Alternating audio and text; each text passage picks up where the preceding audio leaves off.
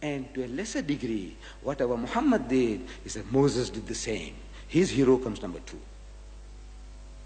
We take off our hat to the man, shouldn't we?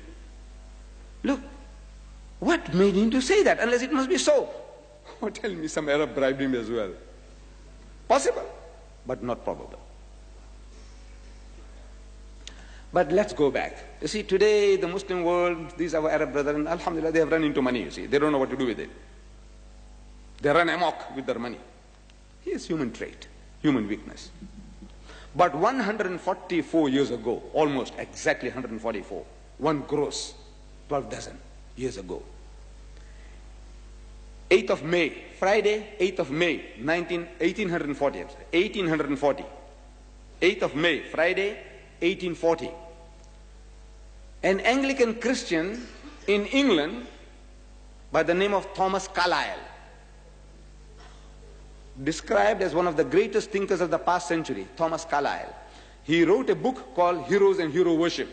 It was a textbook for metric students some years ago. I don't know whether they still prescribe that. Beautiful literature.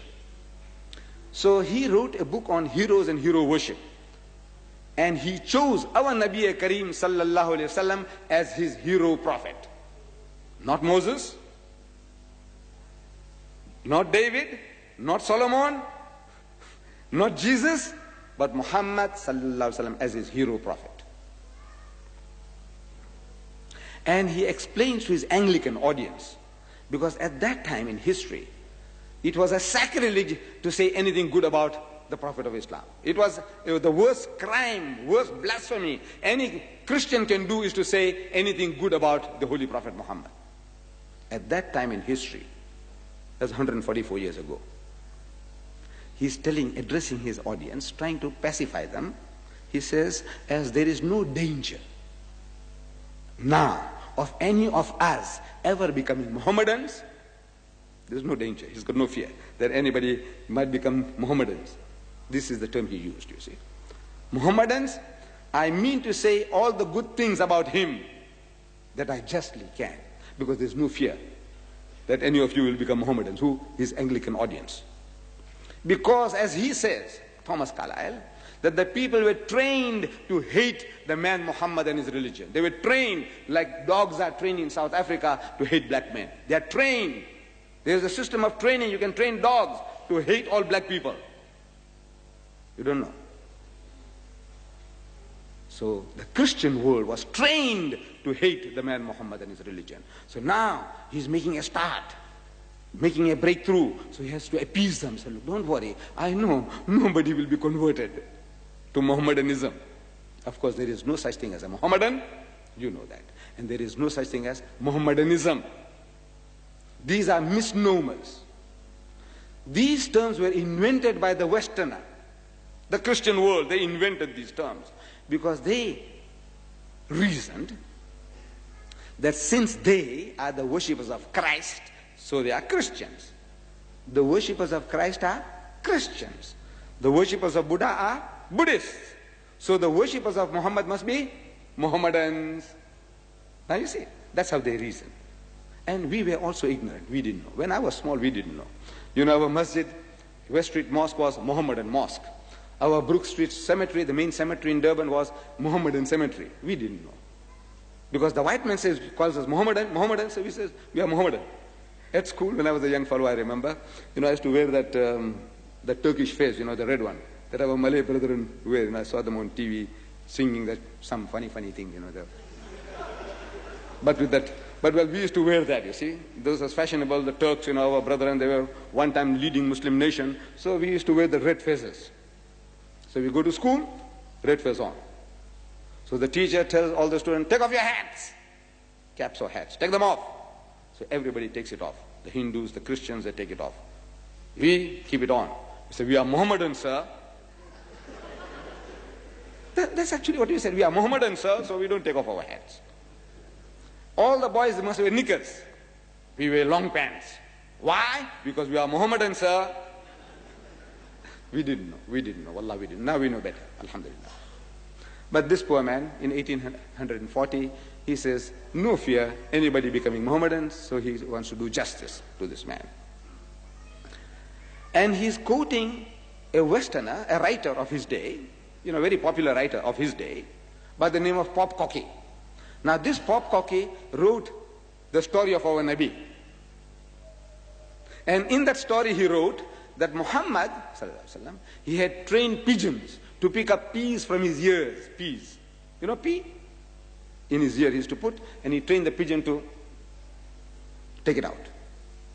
Which he told the people that's Jibreel, giving him wahi, revelation. This khabis, that's what he wrote in his book. So he was asked, he said, where did you get this information that Muhammad had trained pigeons to pick up peas from his ears, which he gave off as revelation? He said, no, nowhere. But he said, look, after all, you must have some authority for making statements. He said, no, I just felt like writing it. That's all. This is how they were trained to hate the man Muhammad and his religion, as dogs are trained to hate black men.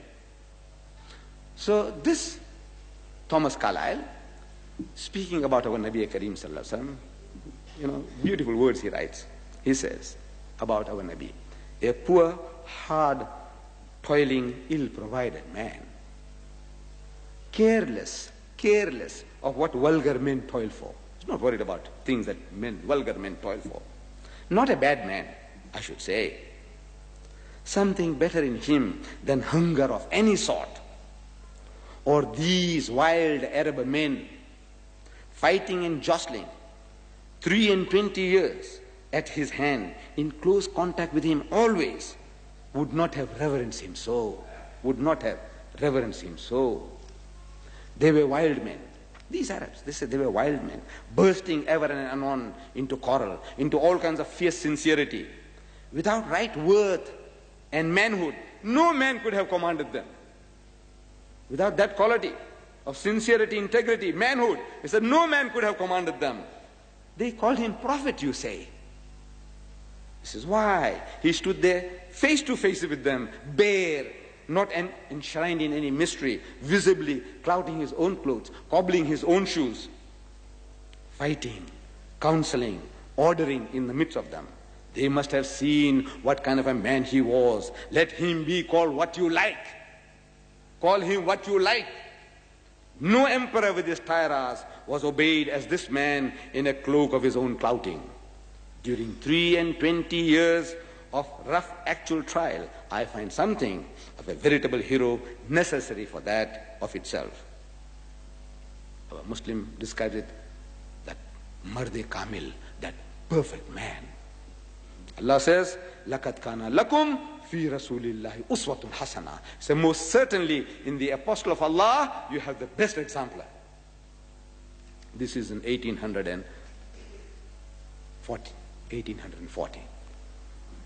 14 years later, in 1854, a Frenchman writes the history of the Turks by the name of Lamartine, a Frenchman. And incidentally, the Turks being Muslim, so he starts speaking about our Nabi. He says something. And he gives us 3 other objective standards. Now this is something great about the Westerner. He's looking for angles which we didn't think before. Jules Masserman, he says now those 3 qualities. This man is talking about other 3 qualities. And his qualities he's giving us, he says, number 1, if greatness of purpose, what the man is out to do. وَمَا أَرْسَلْنَاكَ إِلَّا رَحْمَةً لِلْعَالَمِينَ. Allah says, we have not sent you, but as a mercy unto the whole of mankind, the whole universal man. Alameen, of the worlds. Alam means the world, and Alameen means the worlds, not only physical world, spiritual world, every type of creation. وَمَا أَرْسَلْنَاكَ إِلَّا رَحْمَةً لِلْعَالَمِينَ. That's his purpose in life, as a mercy unto the whole of mankind. Not for Jews, or not for Hindus, or Arya Samaj, he is for the whole of mankind. Alhamdulillah Rabbil Alameen. This is how he starts.